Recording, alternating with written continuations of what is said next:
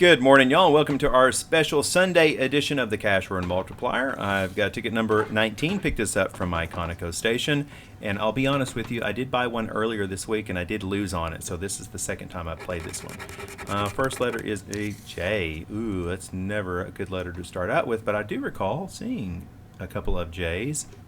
Yeah, in game 2, there's 2 J's right there. Well, maybe that's a good sign.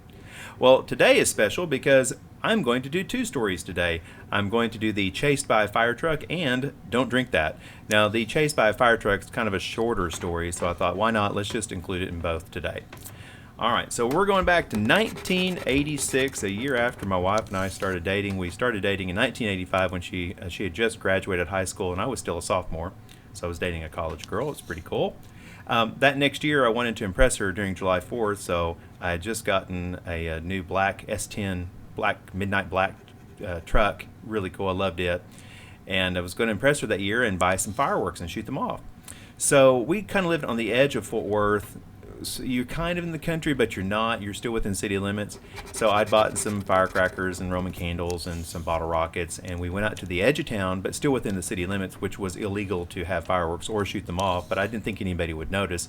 Went out into this really big field. There was a farmhouse in the distance on this hill, but I thought it was abandoned, and it wasn't too far from the edge of town, but far enough I didn't think anybody would notice. And it was really dark that night, and we were in a black truck, so you really couldn't see anybody out there.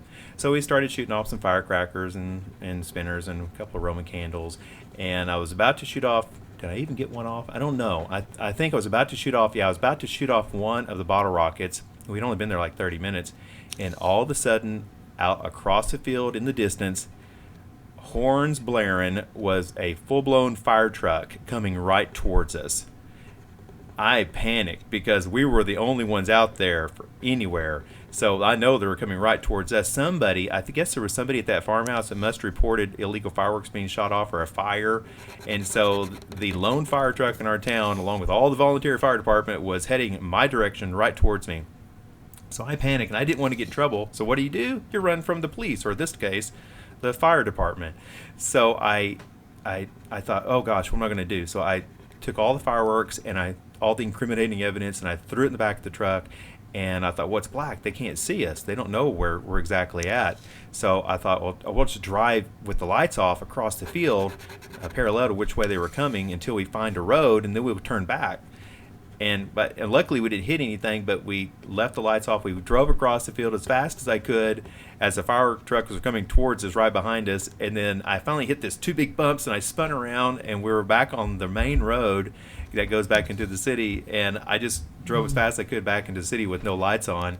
And that was crazy. I guess if they'd have caught us, we probably would have gotten charged for maybe possession of fireworks or illegally shooting fireworks, but we made it, and we didn't get caught. I don't know how. That was crazy to get chased by a fire truck. All right, so second story, Don't Drink That. Now, this was the year 1994. We'd gotten married in 88, and our son was born in 1991. He was 3 years old, and if any of you have small children, probably the number one drink in your house besides water is apple juice. We had lots of apple juice around the house, and he was just learning how to drink, so he had little sippy cups and other little regular cups. And when you gave him some apple juice, our son would drink a little bit, and he'd leave it on the counter next to the TV or, in his bedroom. And when I would clean up the house, I didn't want things to go to waste, and it was easier. So when I picked it up, I would just drink it, and then I would throw the cups in the sink when I cleaned up. And as you probably recall, I was taking care of our kids during that time, just our son at that time. Actually, no. My daughter was born in 1993, so she was just a baby. So I was taking care of them during the day. My wife was at work, and it was my son's 3-year checkup. So we went to the doctor, and they wanted a urine specimen that year. Now, what they normally did was use a little baggie and with adhesive, and they would collect it during the night, and then you'd bring it in the next day. But the doctor said, he might be old enough, he might tinkle in a cup. And so give it a shot. So we thought, okay. And that would be great because we were about 30 minutes from the doctor's office, so it would save us a lot of time. So we went back there and encouraged him to tinkle in a cup, and so we got the little cup out there, and he did it. And we praised him, and they gave him stickers, and everybody was so excited, and just felt so proud of himself. And so we got home from the doctor's office that evening, and again continued to praise him. What a great doctor visit! And it was just it was so much easier than having to go back to the doctor the next day. So it was really nice. So that was over, and the next day, my wife went to work, and I was cleaning up the house and picking up the little Lone Cups like normal, and found one in the living room, and I picked it up and I drank that apple juice. And I went to the kitchen near the sink, and I went, oh, there's one more cup of apple juice, about half full. Went over to the table and I grabbed it and I swigged it really fast, and I thought, that was not apple juice. That was urine. It's like apple juice doesn't usually taste warm and gritty. It was, I don't know if you've ever tasted urine, probably not on purpose, but it was not a pleasant experience. But my son was so proud of himself, he thought that was the right thing to do. And at 3, he was so proud of himself, that's what he did. So, and it was one of those moments that you threw something in the back of your throat to drink, and you can't spit it out because it's already too far gone. And I went, oh no. My son is so embarrassed when I tell that story, but it was, I felt really connected to him after that. It was an experience. So, forewarn, always watch out, and look before you drink, or, slow down just a moment because weird things can happen to you. But anyway, that's my story of the don't drink that. So let's see where we're at in the crossword. Still revealing some of these T's. Hope y'all like those stories.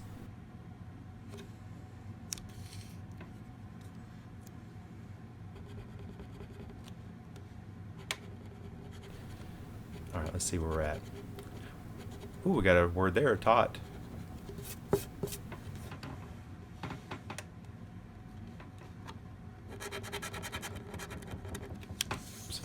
All right, M. All right, I'm going to speed up the rest of this video. There we go. All right, let's clear off these M's. A D, looking good so far. A lot of strange stories at Six Flags.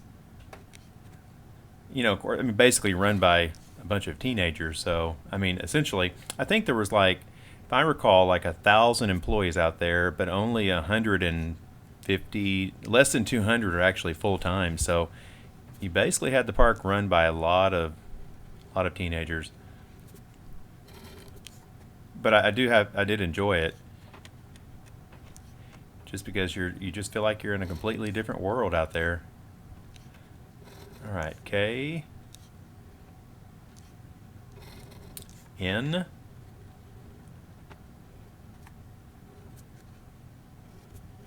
ooh, very nice. Look at that. Denim, tub. Let's see. Very nice. Z and P. All right, let's check this over and see if I missed anything here at the end. All right, let's see what we got here. Now, in game number 3, we matched found and taught. And that's 2 words. That doesn't get us anything. In game 2, we matched spy and you. That's not anything. But in game number 1, we have another winner. All right, we've got tub, we've got denim, and we have mitten and edition. So that is 4 words for $20, a double up, unless we were lucky enough to get a multiplier. Been pretty lucky so far on this ticket. So let's see what we have in the bonus box. We have, all right, just a one time. So we got a $20 break even. Not bad. Good little double up on a Sunday. Well, guys, hope you enjoyed the stories. Y'all have a great and lucky rest of your Sunday, and we'll talk to you later.